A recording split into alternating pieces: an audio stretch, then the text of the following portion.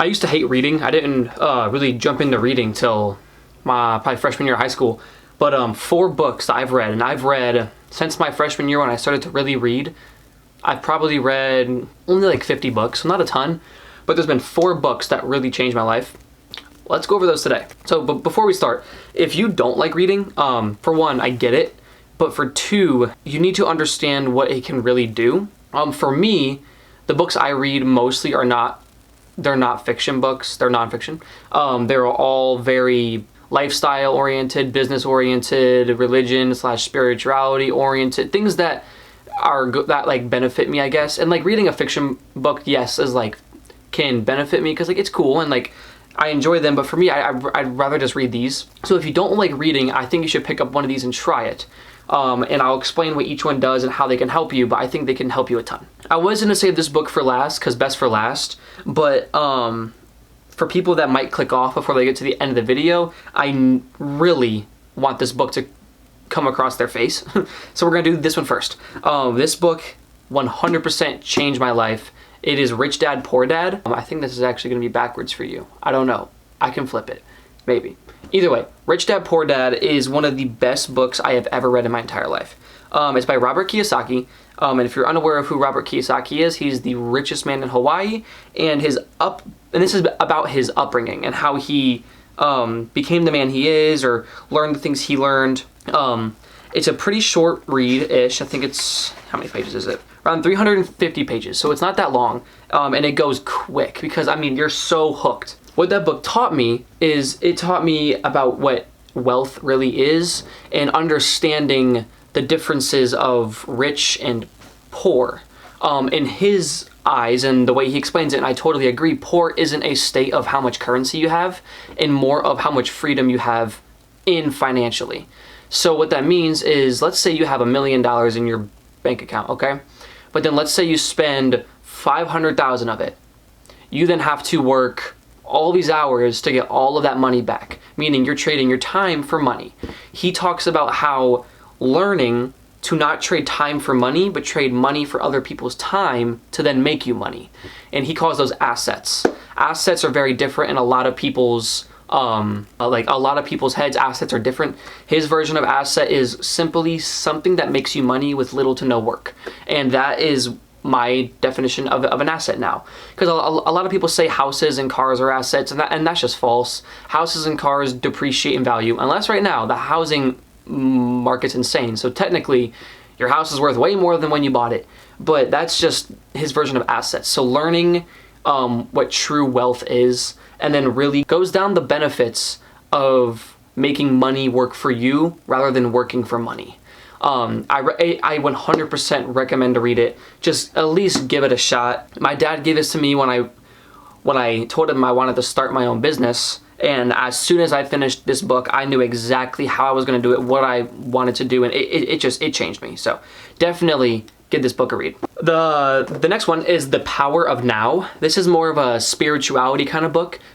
This one also changed me, but in a different aspect. So Rich Dad, Poor Dad changed me in the world of business and wealth and all that stuff. This book is the reason my mindset is the way it is and why I feel so in touch with what is real. The entire point of the book is literally in the title. It's the power of right now. So when you can understand what is real, what isn't, and being able to unlock now and pushing things that are not important down. So for instance, you have a test in a month, okay? You have a test in 1 month.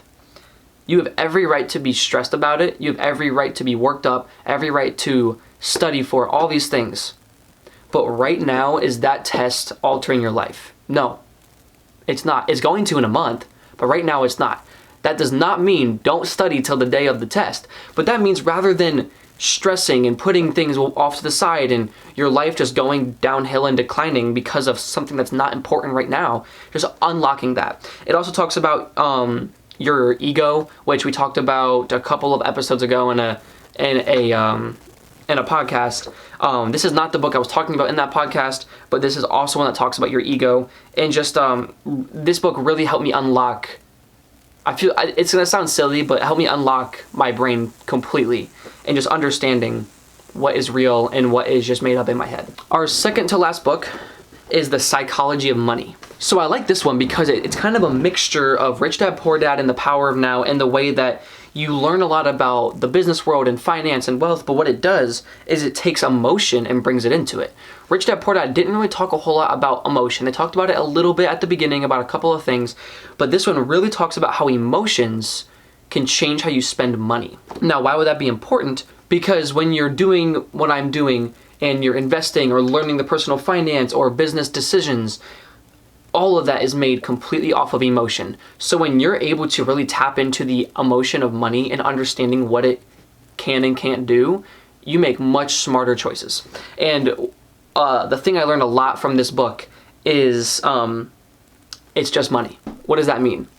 It's just money. If you see an opportunity to invest, if you see an opportunity to take a risk that has a good outcome, do it. It is just money. Unless that investment or risk is going to put you on the streets, why are you not doing it? And I'm going to give you an example right now of what I mean by that. Investing is a really, really huge way to get on top and just have money to put in other things. So this is my example for you right now. There is a stock. It's a collaboration of stocks. It's called Beto. It's basically a bunch of crypto all in one, and I get dividends every month from it. And I get about $1.50 per share. Okay. Right now, Beto is around $22 a share. All right, $22. I was talking to one of my buddies, and I was talking to them about like how like you can buy the Beto, and every month when you get your dividend, you can set it to reinvest and it compounds, and in theory, you can live off of it one day or just cash it out. I'm not going to say how much I make per month off of it, but it's enough to where I reinvest it now, but it's enough if I were to not reinvest it, I could lose 3 clients and still make that money back. So I was talking to them about it, and I was like, you don't have to start big. Like, you can drop $100 in there. Drop $100, that's around 5-ish shares, and you'll make $5 a month. But if you put a little bit in, if you put in $100 every month, eventually, every month, the dividends are gonna be enough for another share. And then eventually, every month, you get 2 shares for technically free. They were like, no, I'm not doing that. That's a waste of money, this and that. And I was like, all right, yeah, that's cool. Well, I kept track because I just wanted to prove a point to them. But throughout that month, him and I went out to eat enough times to where we both spent over $250 on food that month. I talked to him and I was like, hey, this is kind of crazy, but just so you know, this happened. And he was like, yeah, that makes sense. And I said, why did you not hesitate to spend that much money on food, which you consume and poop out, but you hesitated to invest it? And it's because you have to learn emotion and you have to see a risk. And if there's a risk, because there is a risk in investing, but it's just money.